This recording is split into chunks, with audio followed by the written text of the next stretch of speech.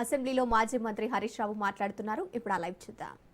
ప్రభుత్వ ఉద్యోగుల తరహాలో మోడల్ స్కూల్ ఉద్యోగుల పిల్లలకు కంపాషనేట్ అపాయింట్మెంట్ ఎప్పటిలోగా చేస్తారో చెప్పాలని కోరుతున్నా. నంబర్ 2. నంబర్ 3 అధ్యక్ష, ప్రభుత్వ ఉద్యోగులందరికీ 1వ తారీఖు వేతనం ఇస్తామని చెప్పారు. మోడల్ స్కూల్ ఉద్యోగులకు 010 కింద దయచేసి 1వ తేదీ వేతనం ఇవ్వాలని కోరుతున్నాం. ఈ నెల ఇవాళ మనం ఈ రోజు కూడా 17వ తేదీ అధ్యక్ష, ఈ రోజు కూడా మోడల్ స్కూల్ టీచర్లకు వేతనం పడలేదు. దయచేసి 1వ తారీఖు అందరిలాగా ఇవ్వాలని కోరుతున్నా. లాస్ట్ అధ్యక్ష, మీకు సంబంధించింది అధ్యక్ష, ఈ అందరు ఉద్యోగులకు ఈహెచ్ఎస్ హెల్త్ కార్డులు ఇస్తామని చెప్పారు.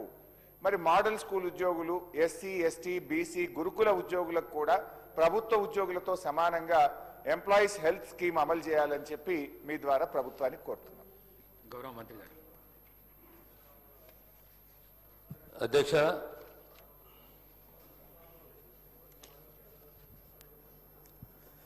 మోడల్ స్కూల్ అంశానికి వస్తే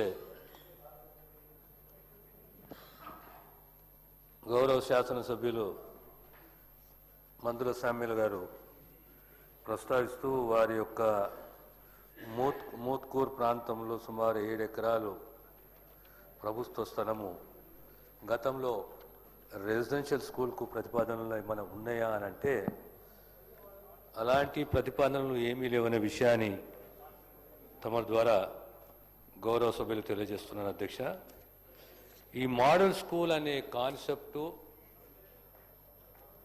కేంద్రము రాష్ట్రము ఇద్దరు కలిసి 60-40 రేషియో కింద గతంలో 2009-10 ఆ ప్రాంతంలో మొదలై 2014 తరువాత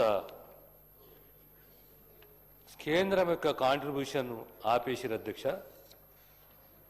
అది కంప్లీట్లీ రాష్ట్రాన్ని యొక్క బాధ్యత.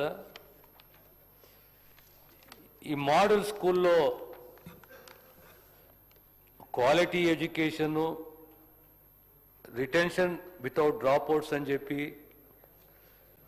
6 నుంచి 15 సంవత్సరాల మధ్యలో ఉన్న పిల్లలకు అడ్మిషన్లు, టీచర్స్ ట్రైనింగు,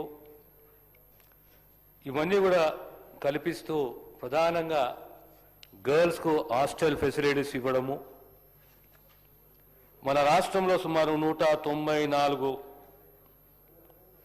మోడల్ స్కూల్స్ ఉన్నాయి అధ్యక్ష. వీరికి సంబంధించిన డైట్ ఛార్జెసే కానీ, యూనిఫామ్సే కానీ, కాస్మెటిక్ ఛార్జెసే కానీ ఇవన్నీ పెంచడము, సంవత్సరానికి సుమారు 146 కోట్ల రూపాయలు శానిటేషన్ మెయింటెనెన్స్కు ఆ పిల్లల యొక్క స్ట్రెంత్ని ఆధారంగా ఆ స్కూళ్ళకు కేటాయించడము, ఇవన్నీ జరుగుతున్నాయి అధ్యక్ష. గౌరవ శాసనసభ్యులు హరీష్ రావు గారు ప్రస్తావించింది ఈ జిఓఎంఎస్ నంబర్ 5860 ఓల్డ్ పెన్షన్ స్కీమ్కు ప్రస్తావన.